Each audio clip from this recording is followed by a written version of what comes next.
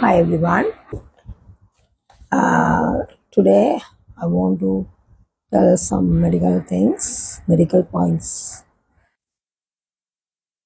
உதாரணமாக ஒருவர் கல்லீரலில் கொழுப்பை குறைப்பது எவ்வாறு என்று கேட்டிருந்தார். அவர் அதை சிறிய விளக்கம் ஒன்றை தர முயற்சிக்கின்றேன். கல்லீரல் என்று சொல்லும்போது ஆங்கிலத்தில் அதை லிவர் என்று சொல்லுவோம். லிவரிலே சாதாரணமாக ஈரலில் படிவது என்று சொன்னால் உடல் முழுவதுமே கொழுப்பு படியும் பொழுது ஈரலில் ஒரு பகுதியாக படிகின்றது. அதாவது கூடுதலாக உடற்பருமன் உள்ளவர்கள், ஒபிசிட்டியாக இருப்பவர்களுக்கு உடலிலே கொழுப்பு பதிவு கூட இருக்கின்றது. அதே வேளையில் அவர்களுக்கு கல்லீரலிலும் அதாவது லிவரிலும் அவர்களுக்கு கொழுப்பு படிவு இருக்கின்றது. ஆகவே இதற்குரிய முக்கிய காரணமாக நாம் உடற்பருமனைத்தான் சொல்ல வேண்டும், அதாவது ஒபிசிட்டி. ஆல்கஹால் ஒரு முக்கிய காரணமாக அமைகின்றது. இது கூடுதலாக 40 வயதுக்கு பிறகுதான் அந்த ஆல்கஹாலுடைய விளைவுகள் ஏற்படுகின்றது. ஆனால் சில வேளைகளில் 20 வயதிலேயும் அந்த விளைவுகள் ஆரம்பிக்கப்படுகின்றது. ஆகவே வயது ஒரு எல்லை அல்ல. குடிவகை, மதுபானம் போன்றவற்றை அருந்துவதனால் கூடுதலாக கல்லீரலிலே கொழுப்புப்படுகின்றது. இந்த மதுபானம் அருந்துவர்களுக்கு கூடுதலாக அனைவருக்கும் வரும் என்று கூற முடியாது. கூடுதலாக ஒரு பர்சன்டேஜ் ஆட்களுக்கு 60-70 விதமானவர்களுக்கு அந்த காரணம் வருகின்றது. அது அதற்கு ஒரு ஜெனட்டிக் காரணமாகவும் இருக்கும். சிலவருடைய பரம்பரை காரணங்களால் அவர்களுக்கு கூடுதலாக சான்சஸ் வருகிறது. சில பேருக்கு எவ்வளவு அருந்திய பொழுதிலும் சில பாதிப்புகள் குறைவாக இருக்கும். ஆகவே ஒருவர் குடிக்கிறார் என்று சொல்லி நாமும் அனைவரும் குடிக்க விழிக்கிட்டால் அவர்கள் ஒவ்வொருவருக்கும் ஒவ்வொரு விதமான விளைவுகள் ஏற்படுகின்றது. ஆகவே அதில் கொஞ்சம் கவனமாக இருக்க வேண்டும். அடுத்ததாக இந்த ஆல்கஹாலானது ஒரு ஹெப்படோடாக்சிக் என்று சொல்கிறது. அதாவது லிவருக்கு அது ஒரு டாக்ஸிக்காக இருக்கின்றது. அதாவது ஒரு நச்சுத்தன்மையாக இருப்பது. அது ஈரலிலே கொழுப்பு படிவடைந்து அடுத்த கட்டமாக சிரோசிஸ் என்று சொல்கிறது. அதாவது ஈரல் முற்றாகவே பழுதடைகின்ற நிலைக்கு ஏற்படுகின்றது.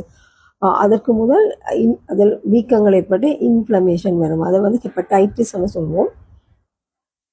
அந்த நிலையில் இருக்கும் பொழுது நாம் குடிவகையை நிப்பாட்டும் பொழுது அது மீண்டும் பழைய நிலைக்கு திரும்பலாம். ஆனால் அடுத்த ஸ்டெப்பாக சிரோசிஸ் என்ற ஸ்டேட், அதாவது சிரோசிஸ் என்ற நிலைக்கு போன பிறகு நீங்கள் குடிவகையை நிப்பாட்டினாலும் அது பழைய நிலைக்கு திரும்பாது. அதாவது லிவர் ஃபுல்லாகவே ஃபைப்ரோஸ்ட் ஆகிடும். ஃபைப்ரோஸ்ட் ஆன பிறகு அதை மீண்டும் பழைய நிலைக்கு கொண்டு வர முடியாது. சிரோசிலிருந்து அடுத்த கட்டமாக இந்த இரத்த வாந்தி, உடலில் பாதிக்கப்பட்ட இரத்த வாந்தி, ஒரு பல்வேறு விதமான விளைவுகள் ஏற்படும். அதிலிருந்து சிலவர்களுக்கு கேன்சரும் வருவதற்கு சந்தர்ப்பங்கள் உள்ளது. ஆகவே இது முக்கியமாக குடிவகை அருந்துவர்கள் அதை குறைப்பது அல்லது நிப்பாட்டுவது சிறந்த. டயக்னோஸ் பண்ணுவதற்கு, அதாவது அதை கண்டுபிடிப்பதற்கு கூடுதலாக இரத்த பரிசோதனை மூலம் இரத்தத்திலே சில ஈரலில் உள்ள சில என்சைம்ஸ், அதாவது நொதியங்கள் கூடுதலாக அந்த அளவு கூடும். அதை வைத்து கண்டுபிடிக்கலாம். அடுத்தது பிளட் கவுண்ட், அதுகளிலேயும் பிளட் கவுண்டை மூலமும் பார்க்கலாம். சில முக்கியமான மாற்றங்கள் இரத்தத்தில் ஏற்படும். அதை வைத்து நாம் அறிந்து கொள்ளலாம். அடுத்ததாக ஸ்கேன் பண்ணி பார்ப்பதன் மூலம் அந்த ஃபேட் டிபாசிட்ஸ் அதில் இருப்பதையும் காணக்கூடியதாக இருக்கும். அது லேட் ஸ்டேஜுக்கு போன அப்புறம் ஃபைப்ரோஸ் ஸ்டேட்லேயும் ஸ்கேனில் தெரியும். இவர்களுக்கு ஈரல் பழுதடையும் பொழுது முக்கியமாக அல்புமின் அளவு இரத்தத்தில் குறைகின்றது.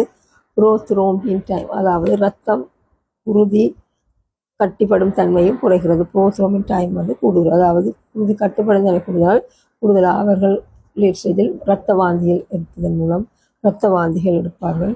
அதே நேரம் அவர் தார் நிறத்தில் அவர்களுடைய மலம் செல்லும். அப்போ அதை அப்படியான மாற்றங்கள் அது மிக மிக லேட் ஸ்டேஜில் ஏற்படுகின்றது. அதில் குணமடைவது மிகவும் கஷ்டம். மாற்றங்கள் ஏற்படும்.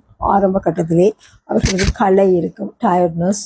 மற்றது ஈரல் இருக்கும் பக்கத்தில் அவர்களுக்கு வலி இருக்கும், பெயின் போன்றவை ஏற்படலாம். ஒபிசிட்டி, உடற்பருமன் தான் முதலாவது காரணம். அதற்கு அடுத்ததாக ஆல்கஹால், அதாவது ஆல்கஹால் பொழுது மதுபானம், அதுக்கு அடுத்ததாக டயபெட்டிக் உள்ளவர்களுக்கும் ஈரலிலே கொழுப்பு படிவடையும். அதாவது ஒன்றுக்கொன்று எல்லாமே தொடர்பாகத்தான் இருக்கும்.